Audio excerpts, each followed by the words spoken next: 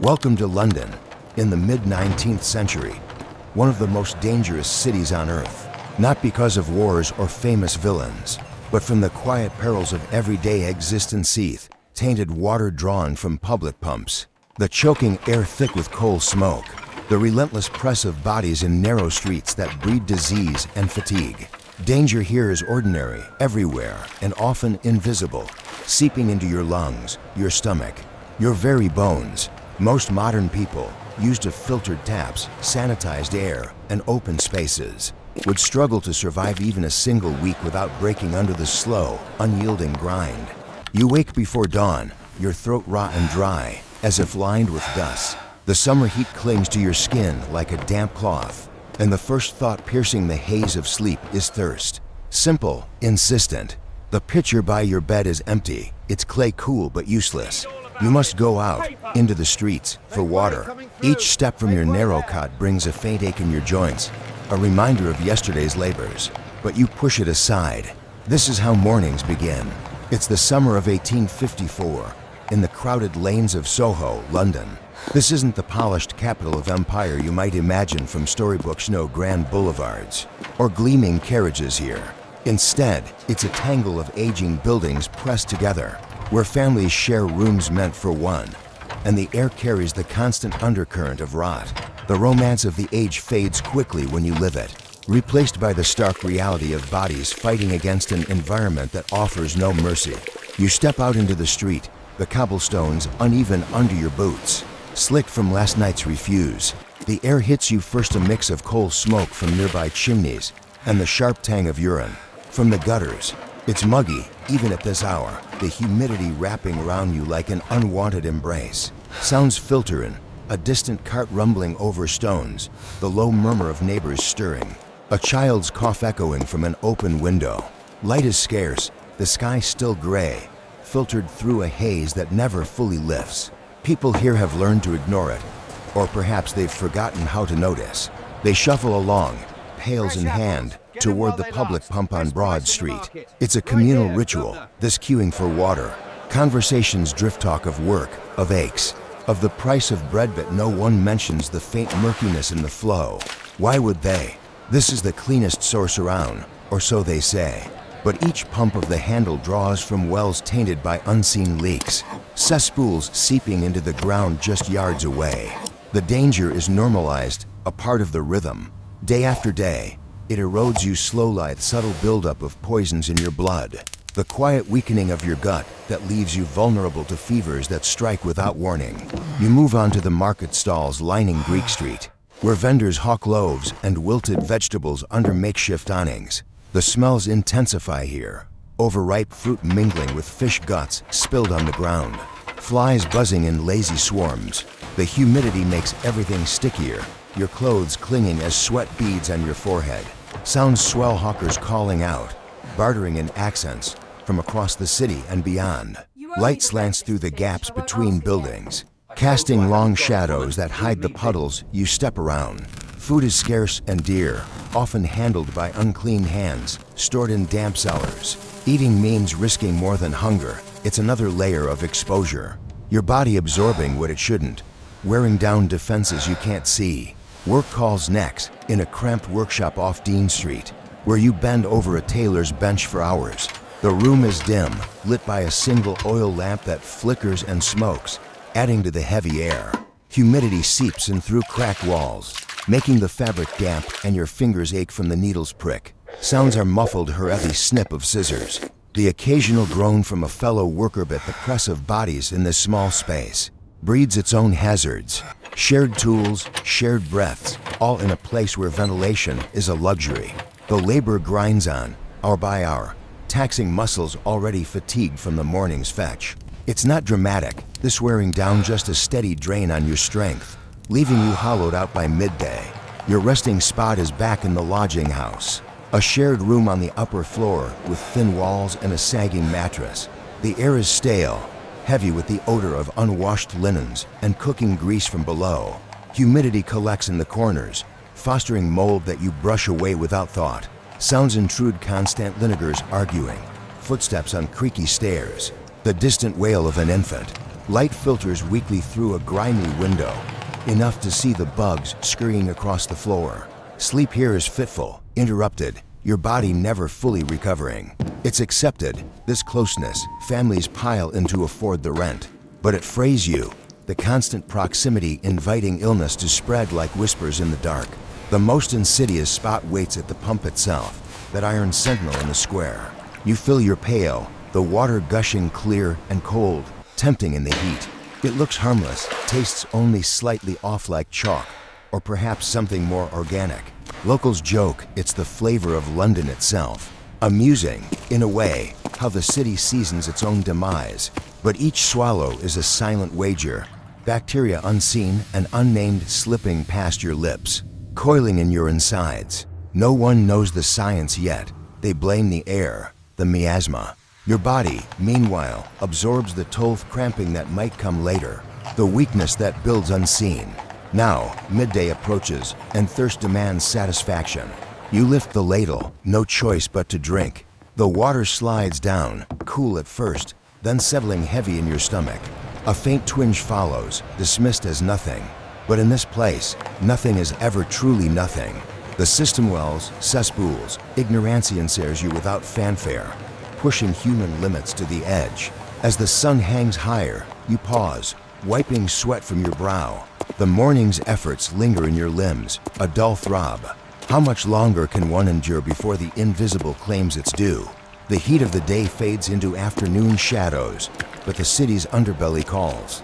Fatigue pulls at you as you descend, trading open air for the depths below. The afternoon has thickened. Your legs feel heavier now. The morning's walk to the pump and back already settling into your calves like wet sand. You descend the narrow iron ladder, each rung cold and slick under your palms. The daylight shrinking above you until it is only a pale square far overhead. The smell rises to meet you for sharp, ammoniac, mingled with something deeper and more animal. This is not fresh air. This is London breathing out. It is the year 1872, beneath the streets of the city.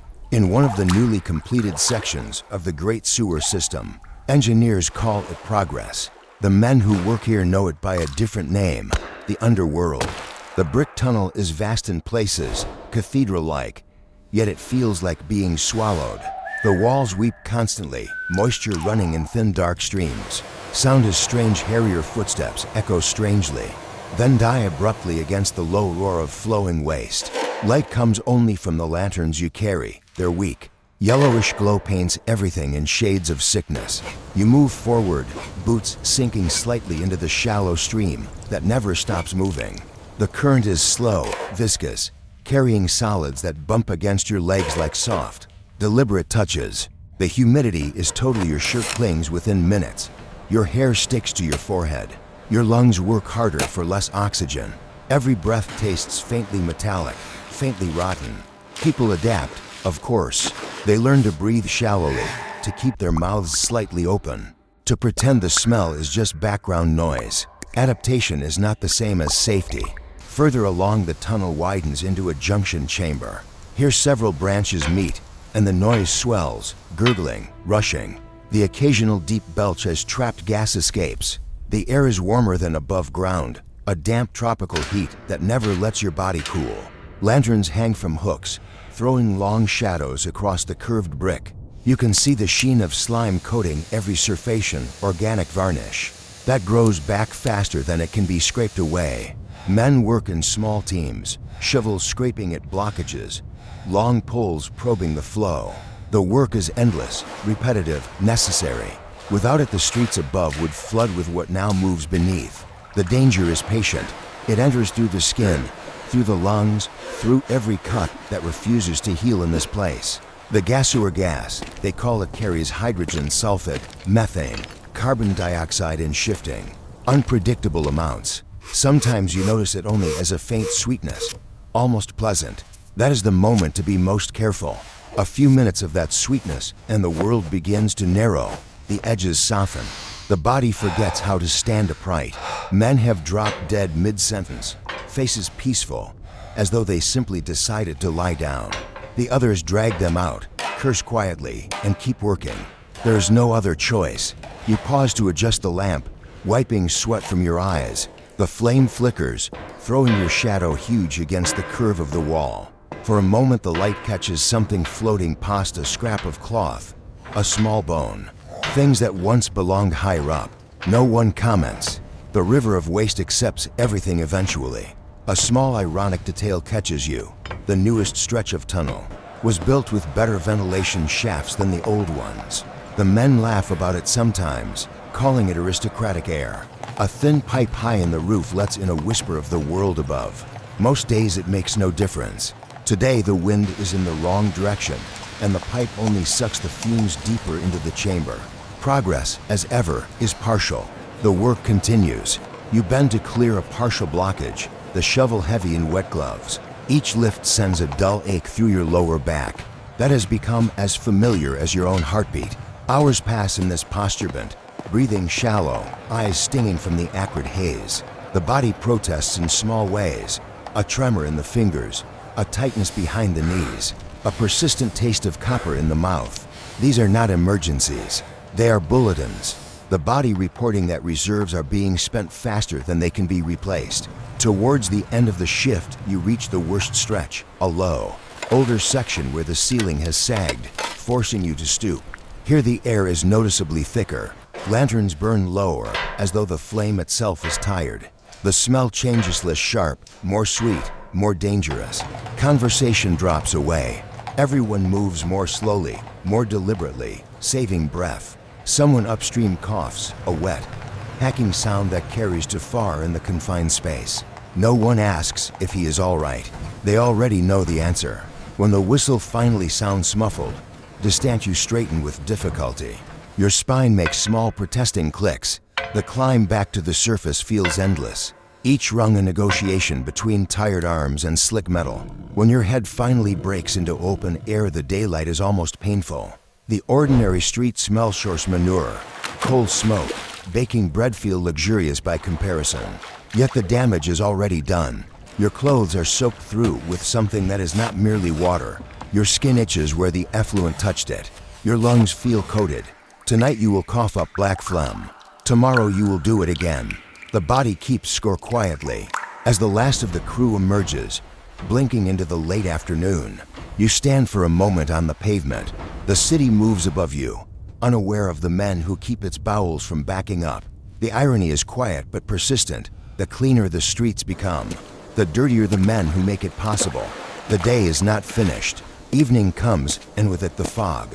Evening settles over the city like a heavy curtain. The temperature has dropped, but the air has grown denser, slower. You step out from the lodging house, collar turned up, and immediately the world shrinks. Visibility is measured in feet now, not yards. This is not ordinary fog.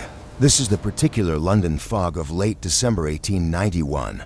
Along the north bank of the Temesa thick, yellow-brown shroud born of river dampness, thousands of coal fires, and the winter stillness that traps everything close to the ground. You walk carefully, one hand trailing the wall of the nearest building for guidance. The other holds a small lantern whose light barely penetrates the murk. It creates a soft, dirty halo round you and little more. Each breath draws in air that tastes of soot and sulfur. Your throat tightens almost at once. Eyes water immediately, then burn. This is not dramatic pain, just a steady, insistent irritation that makes blinking feel necessary every few seconds. Within minutes, your lashes are coated with fine black particles. The street is never silent, even in this smothering blanket. Footsteps sound muffled, as though coming from underwater. A horse's hooves clop somewhere ahead, the iron shoes ringing dully against stone. A cough echoes, then another, then a small chorus.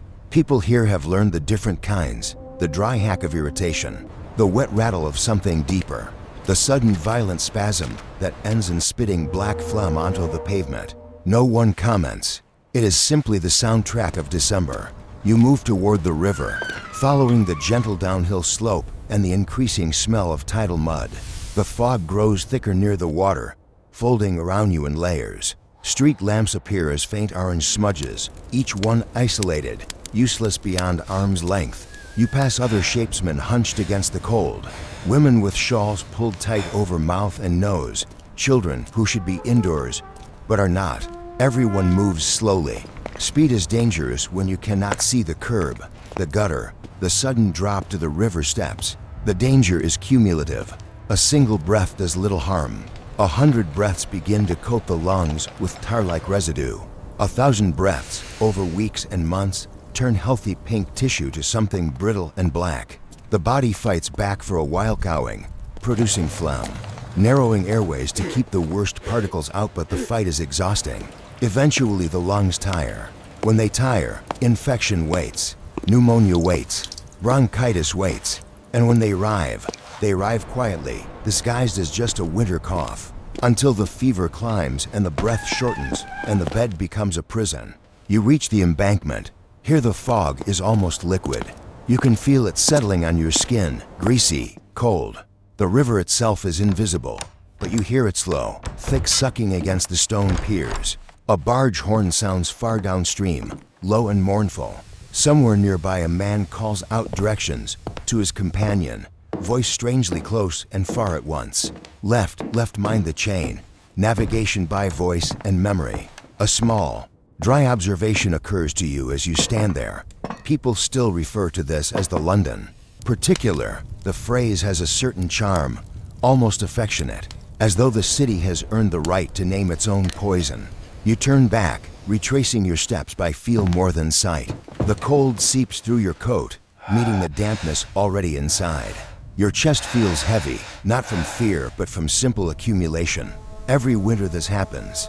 Every winter more people weaken. Some do not recover when spring comes. The newspapers will carry no headlines about it. There's nothing newsworthy in the ordinary dying of lungs. Near the lodging house you nearly collide with another figure emerging from the fog. He mutters an apology, voice hoarse. You both continue without further words. This is courtesy in the season of fog. Do not linger. Do not breathe too deeply in another's face. You reach the door, fumble with the latch, step inside. The hallway smells of boiled cabbage and coal dust. Up the narrow stairs, into the shared room. You set the lantern down, its glass streaked black. You sit heavily on the edge of the cot. Your coat stays on. Undressing would only release more particles into the small space. Outside the window, the fog presses against the glass, soft and persistent. Inside, your breathing sounds loud in the quiet. Each inhale carries the day with it. The morning's tainted water, the afternoon's sewer damp, the evening's acrid shroud. The body records all of it, quietly, without complaint, until it can no longer refrain from complaining. You lie back, still coated in the city's residue.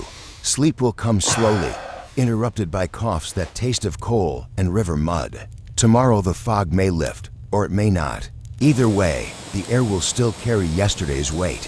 And the day after that, the lantern flame gutters once, twice, then steadies. You watch it for a long moment, the only light left in the room. The question remains, unasked and unanswered. How many such evenings can one set of lungs endure before they quietly, inevitably, give up? The fog answers with silence.